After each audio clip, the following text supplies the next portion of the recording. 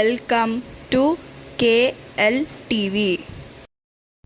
Hi అండి, అందరూ ఎలా ఉన్నారు? మీరందరూ బాగుండాలని కోరుకుంటూ నేను కూడా చాలా బాగున్నాను. ఇది కందగడ్డ, స్వీట్ పొటాటో అని కూడా అంటారు.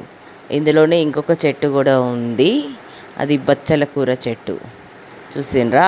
అది నేను ఇలా వట్టిగానే పెట్టాను, ఒక గడ్డ వేసి పెట్టాను. ఆల్రెడీ ఒకసారి నేను తీస్తే ఒకటే గడ్డ వచ్చింది. అయితే వేస్టేజ్ నాకు ఇలా కూరగాయలు కానీ ఇవన్నీ కానీ నేను ఆర్గానిక్గానే పండించాలి, తీసుకోవాలి అని చెప్పేసానని ఉల్లిగడ్డ పొట్టు అవన్నీ వేస్ట్ చేస్తాను.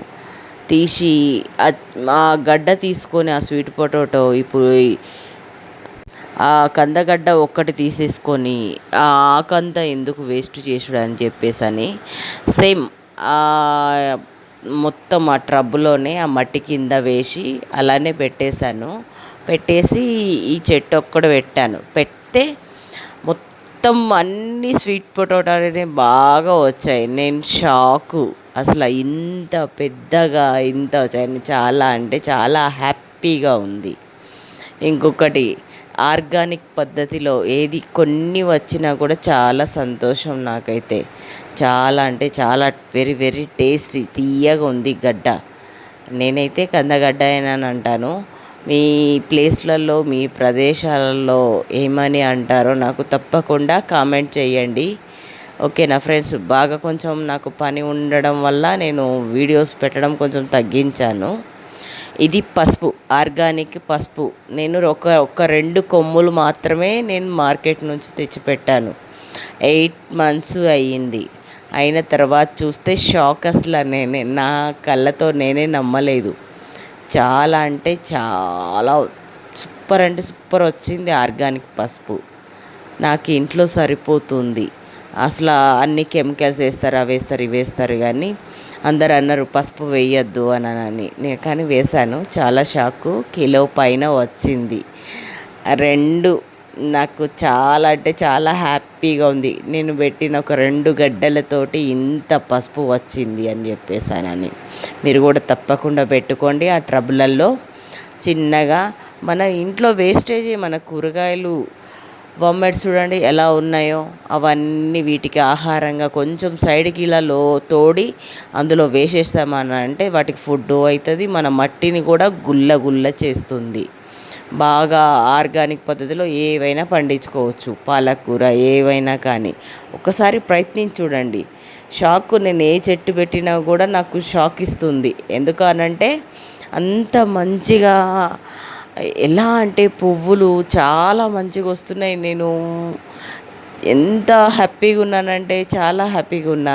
అన్నిటికీ, నా చెట్లన్నిటికీ థ్యాంక్స్ చెప్పాను. నేను ఫస్ట్ దేవుడికి థ్యాంక్స్ చెప్పాను. మీరు కూడా తప్పకుండా ఇలానే వేస్టేజ్లో కూడా మనకి ఏ విధంగా ఉపయోగపడుతుందో కొంచెం మంచిగా బెస్ట్గా ఆలోచించండి. ఏది వేస్ట్ కాదు, వేస్ట్లో కూడా యూజ్ చేస్తే మనకి ఉపయోగపడే ఉంటాయి. ఓకేనా ఫ్రెండ్స్? నా ఛానల్ని తప్పకుండా ఫాలో అవ్వండి. ఇలాంటి మరెన్నో మంచి పద్ధతులు, మంచిగా ఆర్గానిక్ విధంగా పండించేటి ఎలా చేసుకోవాలో నేను తప్పకుండా చెప్తాను. ఇంకొకటి ఫ్రెండ్స్, మనకి ఏ డిస్టర్బ్ ఉన్నా ఏమైనా కూడా ఒక చెట్లను పెంచి చెట్ల మధ్యలోకి వెళ్ళామంటే అంతకు మించిన హ్యాపీనెస్ రాదు. కొంచెం మనకు టైం స్పెండ్ చేసినామంటే ఒక అరగంట చేసామంటే మనల్ని చాలా సంతోషంగా ఉంచుతుంది. ప్రకృతికి మనం ఏమి ఇచ్చాం, ప్రకృతి మనకి ఏమి ఇచ్చిందో అప్పుడు తెలుస్తుంది మనకి. చాలా అంటే చాలా హ్యాపీగా అనిపిస్తుంది. ఒక 10 నిమిషాల్లో మీరు పెట్టిన గార్డెన్లో కూర్చోండి, మెడిటేషన్ చెయ్యండి. మనసుకి ఎంత ప్రశాంతంగా ఉంటుందో. ఎంత పెద్ద కష్టం వచ్చినా, ఎంత పెద్ద బాధ ఉన్నా మన చేతులతో స్వయంగా ఏ చెట్టు పెంచినా ఆ చెట్టుకి వెళ్ళి కింద కూర్చుంటే, దాని పక్కన కూర్చుంటే షాక్ ఇస్తుంది, చాలా హ్యాపీనెస్ ఇస్తుంది. ఇది నా మల్లె చెట్టు, చిన్న మల్లె చెట్టు చూడండి, రోజు గుప్పెడు మల్లెపూలు ఇస్తుంది. అది నాకు కూడా చాలా సంతోషంగా ఉంది.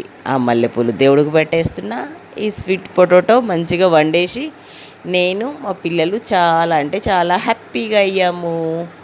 పసుపు కూడా ఉంది. పసుపు కూడా నేను దాన్ని మంచిగా ఇంట్లోనే తురిమి అంత ఎండబెట్టి ఉడకబెట్టద్దంట.